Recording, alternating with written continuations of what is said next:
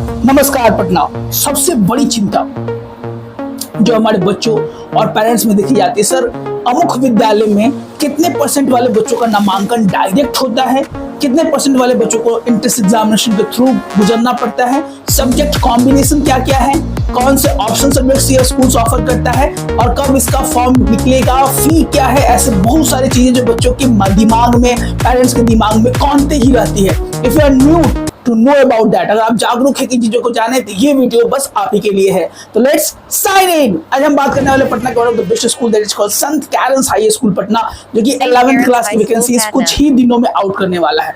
अब बच्चों के दिमाग में ये पहला सवाल आता है, सर ये कौन स्कूल कौन कौन से स्ट्रीम्स ऑफर करता है। और हम स्ट्रीम्स की बात करें तो ये स्कूल 4 स्ट्रीम ऑफर करता है। उसके बाद सब स्ट्रीम्स भी होते हैं। अगर नॉर्मल देखा जाए तो 3 ही ऑफर करता है ये स्कूल। जो स्कूल ऑफर करता है स्ट्रीम वो है science, commerce and humanity. I repeat, science, commerce and humanity.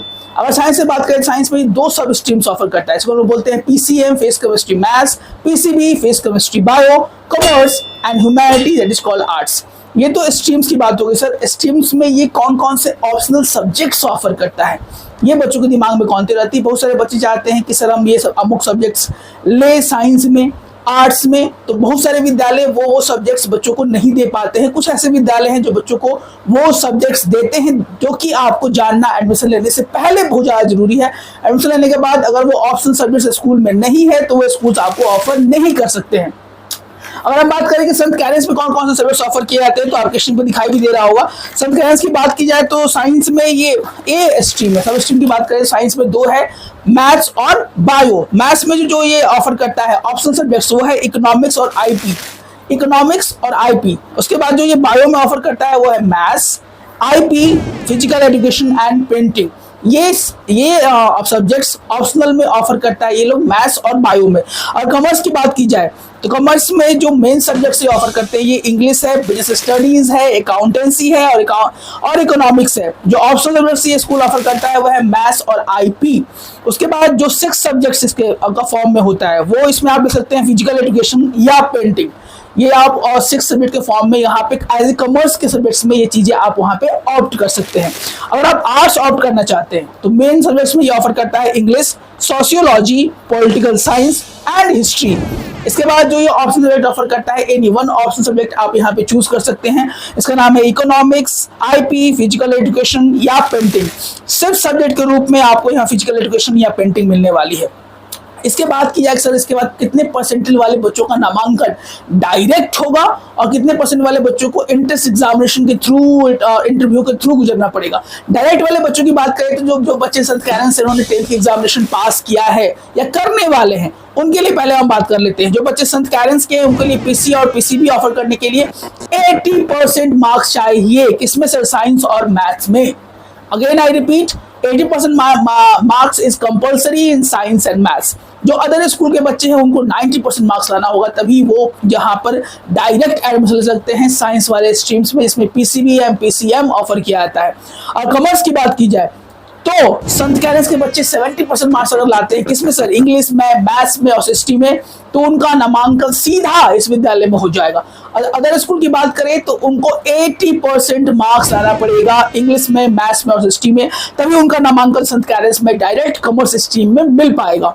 उसके बाद ह्यूमैनिटी की बात की जाए तो 70% मार्क्स संत कैरेंस वाले बच्चों को लाना होगा in the subject of science and SST to be in the direct admission category. और जो बच्चे बाहर स्कूल्स के हैं उनको 80% मार्क्स लेके आना होगा, तभी वो डायरेक्ट कैटेगरी के लिस्ट में आएंगे in the Sant Carens high school. और उसके बाद देखा जाए किन बच्चों को रिटन एग्जामिनेशन से गुजरना पड़ता है, तो ऐसे बच्चों का जिनका परसेंटेज थोड़ा सा कम है उन बच्चों का नामांकन यहाँ पे रिटन एग्जामिनेशन के बेसिस पर ही होता है। अगर साइंस की बात की जाए तो 70% मार्क्स इनका आया है मैथ्स में, साइंस में, या तो वो संत कैरेंस के बच्चे हैं या संत कैरेंस से अलग स्कूल के बच्चे हैं, दोनों को एंट्रेंस एग्जामिनेशन के थ्रू गुजरना होगा। कॉमर्स की बात की जाए तो कॉमर्स में 61% वाले बच्चे जिनका 61% आया है उनका एटलीस्ट 61%। उन बच्चों को यहाँ पे एग्जामिनेशन के थ्रू करना पड़ेगा। एग्जाम में 61% उनका इंग्लिश में, मैथ्स में, हिस्ट्री में आना चाहिए। उन बच्चों को कॉमर्स के लिए वो ऑप्ट कर सकते हैं और उनका एंट्रेंस एग्जामिनेशन कम इंटरव्यू बेसिस पे एडमिशन होगा। जो बच्चे आर्ट्स लेना चाहते हैं उनको भी 61% मैथ्स मार्क्स आना चाहिए इंग्लिश में और एसएसटी में, और उन बच्चों को भी यहाँ पे एंट्रेंस एग्जामिनेशन कम इंटरव्यू के बेसिस पे गुजरना होगा, तभी उनका नामांकन पटना के अच्छे विद्यालय यानी संत कैरेंस हाई स्कूल में होने की संभावनाएं बनती है। कभी कभी यहाँ पे बच्चों को इंटरव्यू के लिए बुलाया जाता है, तो इंटरव्यू के लिए बच्चे रेडी रहेंगे। अब यहाँ पे सबसे बड़ा प्रश्न इसके बाद जो बच्चों के दिमाग में उठता है कि सर तैयारी कैसे की जाए।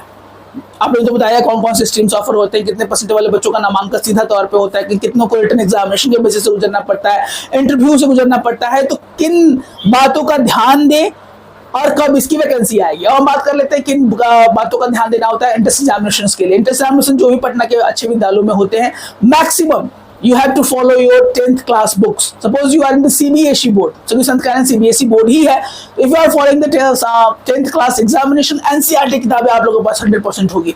NCERT किताबों को अच्छा से समग्र अध्ययन जरूरी है, और इसमें जो भी प्रैक्टिस सेट आपको चाहिए, we will provide you free content. If you want to join, what are you waiting for? Please join our WhatsApp group, Telegram link इसमें डिस्क्रिप्शन में दिया गया, इसको आप ज्वाइन करके सीधा हमारे ग्रुप को ज्वाइन कर सकते हैं, और वहां पे आपको फ्री कंटेंट मिलेगा जिसको आप PDF में प्रिंट आउट निकाल ले और घर में प्रैक्टिस करें to know what is the score we getting in this examination. अब है कि सर इसका फॉर्म कब निकलेगा। ये जो चीजें बताई गई हैं वो पिछले साल के बेसिस से बताई गई हैं। हमारा अनुमान है कि इस साल का भी जो नया सेशन स्टार्ट होगा उसका भी परसेंटेज ऑन एन एवरेज इतना ही रहेगा। वैकेंसी कब निकलने वाली है, वैकेंसी इसके अगले महीने में निकलने वाली है। रिजल्ट्स के कुछ दिन पहले ही इसकी वैकेंसी आउट हो जाएगी, लेकिन तैयारी करना आपका काम है। पटना के जितने भी अच्छे विद्यालय हैं उनके 11th क्लास का किसी विद्यालय का प्री रजिस्ट्रेशन हो भी चुका है, एग्जाम भी हो चुका है, किसी विद्यालय का बाकी है। हमारा काम है कि आपको सच्ची और सही जानकारी सही तरीके से बताने का प्रयास करें, जिससे आपका नामांकन पटना के सबसे अच्छे विद्यालयों में हो सके और आपका भी सपना साकार हो सके to be in the Patna top school, to be a good citizen of India and Bihar. So पढ़ेंगे बच्चे तभी तो बढ़ेंगे बच्चे। जय हिंद, जय भारत।